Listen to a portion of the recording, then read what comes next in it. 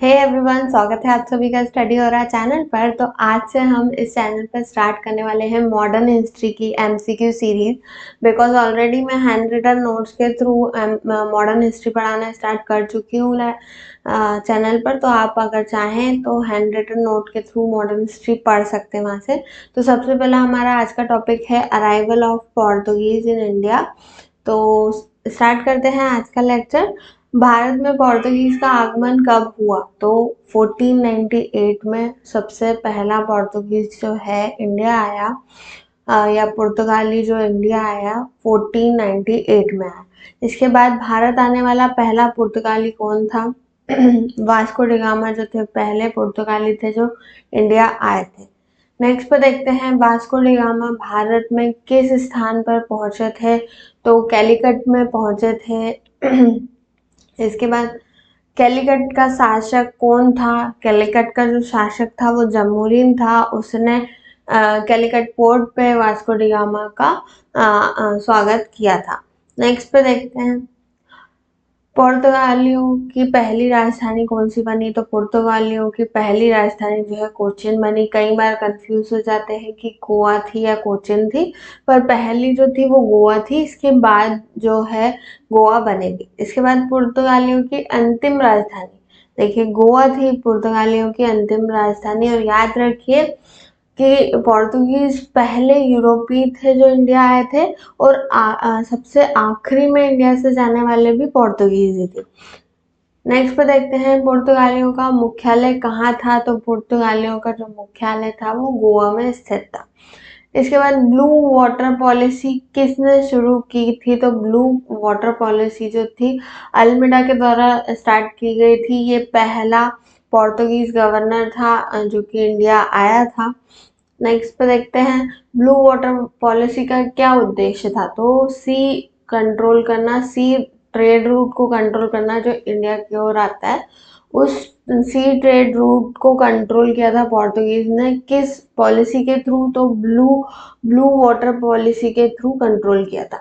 Next पे देखते हैं कार्ड सिस्टम क्या होता है? तो कार्ड सिस्टम जो है सी रूट परमिट था। एक परमिट जारी किया करते थे पोर्तुगीज, जिससे कोई भी जो है बिजनेस कर सकता था सी में।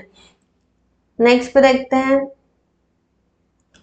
गोवा पर कब्जा किसने किया था? तो गोवा पर जो कब्जा है वो अल्बुकर्क ने किया था। इसको real founder of Portuguese power in India भी बोला जाता है। ये सेकंड पोर्तुगीज गवर्नर था जो इंडिया आया था। गोवा पर कब्जा कब किया गया था? तो 1510 में किया गया था। किसके द्वारा किया गया? अल्बुकर्क के द्वारा किया गया था। नेक्स्ट पे देखते हैं पोर्तुगीज का भारत में पहला वायसराय कौन था? तो पहला वायसराय जो था फ्रांसिस्को डी अल्मेडा। ये फ्रांसिस्को डी अल्मेडा जो है इसी ने ब्लू वाटर पॉलिसी लॉन्च करी थी, और फ्रांसिस्को डी अल्मेडा पहला वायसराय था। इसके बाद नेक्स्ट पे देखते हैं अल्बुकर्क की नीति क्या थी? अल्बुकर्क जो है इम्पीरियलिज्म की नीति पे चलता था। इम्पीरियलिज्म का मतलब होता है कि किसी भी देश की किसी भी एक देश का दूसरे देश पर दबाव होना, दबाव बनाना या शासन फैलाना। नेक्स्ट पे चलते हैं वास्को डी गामा किस देश से आया था? तो ऑब्वियसली कहाँ से आया था? पुर्तगाल से आया था। पोर्तुगीज का मुख्य उद्देश्य क्या रहा था? तो पोर्तुगीज का जो मुख्य उद्देश्य था वो ट्रेड था, और ट्रेड में भी मेनली स्पाइसेस थे। नेक्स्ट पे चलते हैं पोर्तुगीज ने भारत में किस मार्ग से प्रवेश किया था? तो पोर्तुगीज ने सी रूट से प्रवेश किया था, और केप ऑफ गुड होप के थ्रू पोर्तुगीज इंडिया आए थे। नेक्स्ट पे चलते हैं भारत में आने वाला पहला यूरोपीय कौन था? तो भारत में आने वाला पहला यूरोपीय जो थे वो पोर्तुगीज थे। इसके बाद डच, फिर ब्रिटिश। ठीक है। नेक्स्ट पे चलते हैं पोर्तुगीज ने किस वस्तु का व्यापार किया था? तो इंडिया से पोर्तुगीज ने स्पाइसेस का व्यापार किया था। नेक्स्ट पे देखते हैं पोर्तुगीज का सबसे मजबूत किला कहाँ स्थित था? तो सबसे मजबूत जो किला है पोर्तुगीज का वो गोवा में स्थित था। नेक्स्ट पे देखते हैं वास्को डी गामा पहली बार कब लौटा था, तो 1498 में आए थे, वो 1499 में लौटे थे।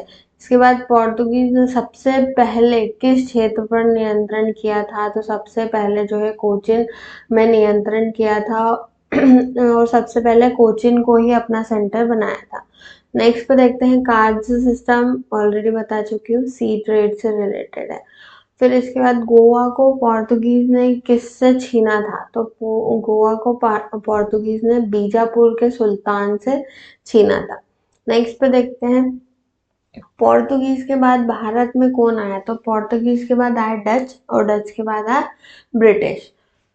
नेक्स्ट पे देखते हैं पोर्तुगीज का डिक्लाइन कब स्टार्ट हो गया था, डिक्लाइन जो है 17th सेंचुरी में स्टार्ट हो गया था because of the Britishers.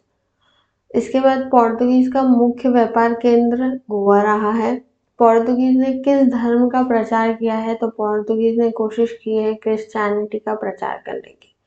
Next पे चलते हैं वास्को डी गामा जब भारत आया था तब पुर्तगाल का राजा कौन था, या उस टाइम पे किंग कौन थे, तो मैनुअल फर्स्ट थे, किंग थे उस समय पे।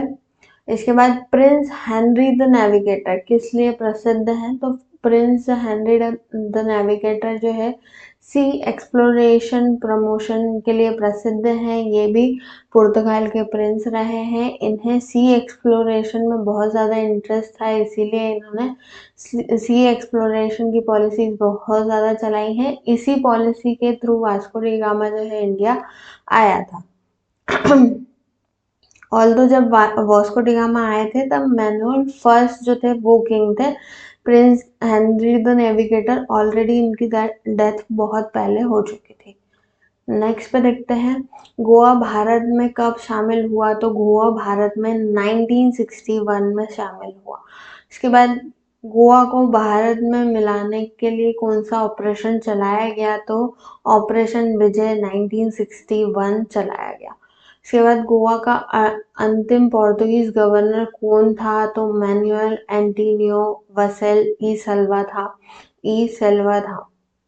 इसके बाद गोवा कितने वर्षों तक पोर्तुगीज के अधीन रहा है, तो गोवा जो है 450 वर्ष तक, 450 वर्ष तक जो है पोर्तुगीज के अधीन रहा है। इसके बाद गोवा एनेक्सेशन के समय भारत के प्रधानमंत्री कौन थे, जब गोवा में ऑपरेशन चलाया गया था तब कौन थे, तो जवाहरलाल नेहरू थे। इसके बाद गोवा किस राज्य से जुड़ा है, तो गोवा जो है वेस्ट को राज्य नहीं सॉरी रीजन से जुड़ा हुआ है, तो वेस्ट कोस्ट ऑफ इंडिया से जुड़ा हुआ है। इसके बाद गोवा किससे छीना गया, तो गोवा जो है आदिल शाह और बीजापुर से छीना था पोर्तुगीज ने। इसके बाद हुगली सेटलमेंट को किसने नष्ट किया, तो याद रखिए शाहजहां ने जो है हुगली सेटलमेंट को ख़त्म किया था पोर्तुगीज के because of their piracy policy, क्योंकि वो बहुत ज़्यादा लूट मचाते थे हुगली के थ्रू सी रूट्स में। तो तो आज का जो लेक्चर है यहीं ख़त्म होता है। हमारे ऑलरेडी ऑलमोस्ट 40 क्वेश्चंस हो चुके हैं इस टॉपिक से कवर। तो अगर आपको ये लेक्चर अच्छा लगा है तो लाइक शेयर सब्सक्राइब करना बिल्कुल ना भूलें।